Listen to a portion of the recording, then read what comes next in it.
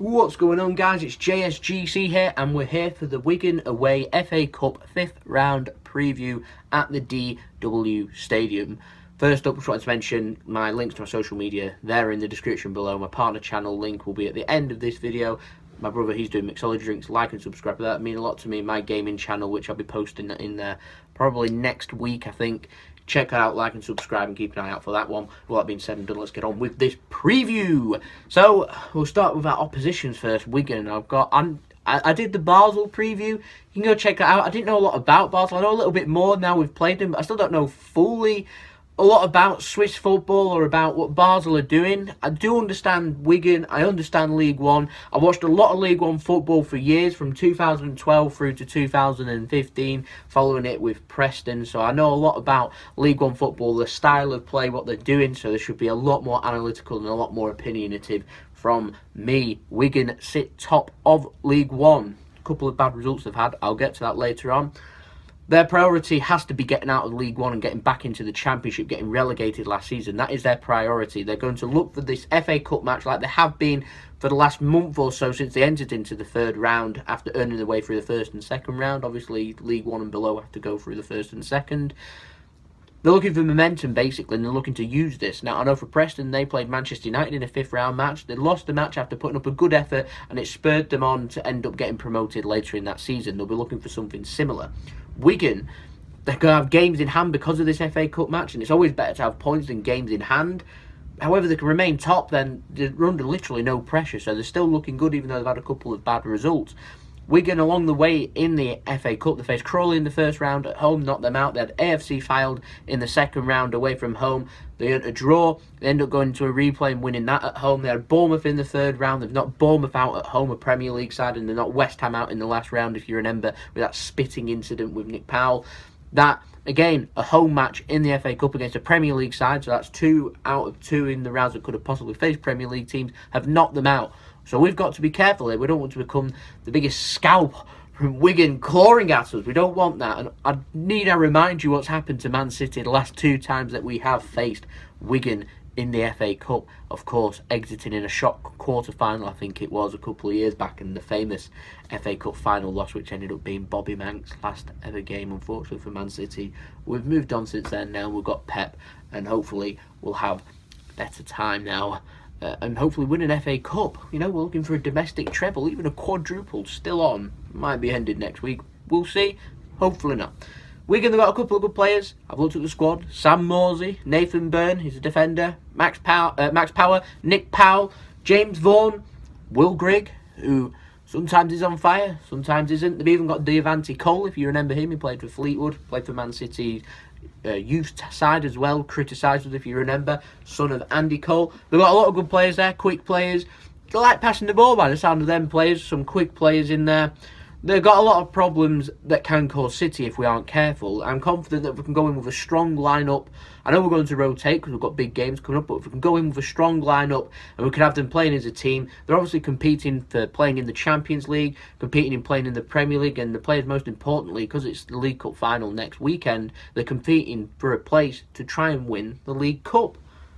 So they need to put in a good performance here if anyone does get given this chance, and I'm expecting quite a few changes for this one. Obviously, rotation is needed. Wigan, they've got a good side. In my opinion, it's a side that's probably good enough for bottom 6 or 7 in the Championship. Obviously, got relegated last season. There's bits of quality there. It's a top League One side, in my opinion. Is it as good as Cardiff's? No, their team isn't as good as Cardiff's, and obviously we knocked them out away from home. So I'm expecting something similar to that game. We're not going to go toe-to-toe with us for possession football, passing football. They're going to look a little bit more direct, play the ball over, try and get as much pace on the pitch, try and use the width of the pitch and try and hurt Man City maybe on the counter-attack, on set pieces. Typical lower league football, in my opinion, we're expecting. I know Wigan are better than that to play like that. It's just to play Man City, who are the best at playing the possession game football in England. They're not going to go toe-to-toe for that, because if they do, they're going to get caught out. Man City's quality will tell, and they'll end up exiting. I don't think they want a replay. I mean, it'd be great for them to have more televised money, more money coming into the club. In my opinion, though, that'll be another game in hand probably that they'll need. League One has to be their focus. Man City don't really have to focus on the Premier League. They've already won it. I don't want to sound big-headed. 16 points clear, 11 games to play. City aren't going to blow that. I don't see Man City losing 5 games out of them 11 games. Man City are going to rotate for this game, though. So it'll be interesting to see what Pep puts out for City. We're looking at a run of form here. We've started to score goals again. We're starting to win games. Obviously, a concern for me is our away from home form in the Premier League, but in the cup competitions, it's absolutely spot on. Winning against Basel, we've beaten Cardiff, as I've already mentioned. Things are looking good, in my opinion. So there'll be rotation there. For Wigan, they'll probably go with the first 11. I know some fans have been unhappy that they lost 2-0 against Blackpool at home in midweek because their minds are focused on Man City, apparently. They lost the game before that away at Southend too, so that's 2 losses out of 2. City have started picking up wins, have started scoring goals, and they've started to get players back now from injuries, so these players will probably play in this game to try and get them up to peak fitness and see where they're at and see if they are ready to start playing in the matches against Arsenal in the League Cup, in the Premier League, Chelsea at home, and also the match against Basel. We're looking further ahead in towards end of February and into March with lots of big games coming up. Mendy and Jesus, they haven't trained. They're still working on it in the gym. Jesus is apparently scared of kicking the football, so he might need a couple more weeks yet. Sergio Aguero, very important player at this moment in time. I was fearing that he'd start looking tired, but he seems to have got better. He started shooting from outside the box. 1 touch, 2 touch, goal! Fantastic. We started getting the best out of Sergio Aguero. He's now competing for the Golden Boot. Who says that Sergio can't fit in Pep's style? Seems to be resurgent, in my opinion. John Stones, I'm a bit iffy on in this game. He wasn't in the squad to play Basel for some reason. I'm not too sure if that was down to an injury or a knock, but if he is fit to play, he will play in this game. Obviously not playing in the last game, so John Stones, I'd expect to see if he can play. I don't know if he can play or not. Obviously, I've not seen the press conference yet at the time of recording this. If it's not the case, then obviously one of the defenders that I'll say is on the bench will obviously play there instead, because I've got John Stones in my team. Vincent Kompany, he's back again. He played in midweek.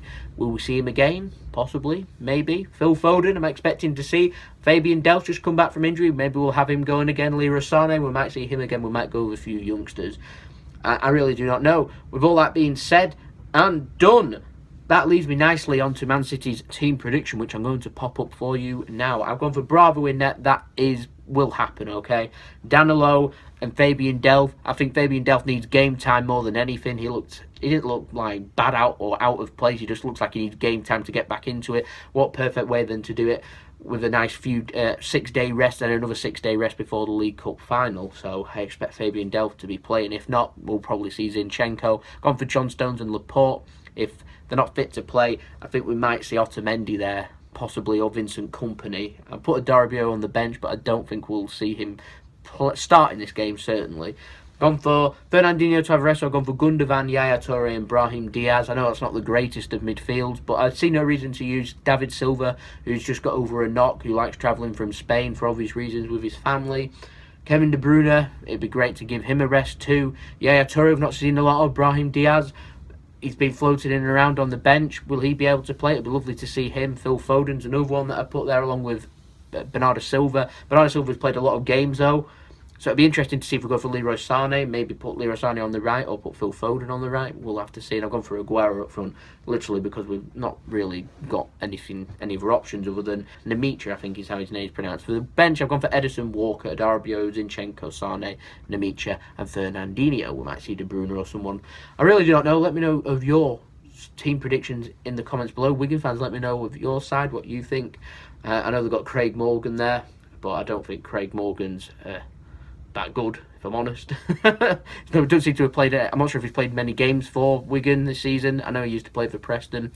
And also, I'm going to go for my score prediction to be 2-0 to Man City. Let me know your score prediction in the comments below. We're obviously in the quarter-final draw because the draw is done before the game, because it's on Monday night. BBC One, if you're living in the United Kingdom, go and check out the game, and I'll see you all for the review, which will probably be up on Tuesday. So I'll see you all then. We've got plenty more daily content, plenty more football and Man City videos. So subscribe to my channel if you haven't already.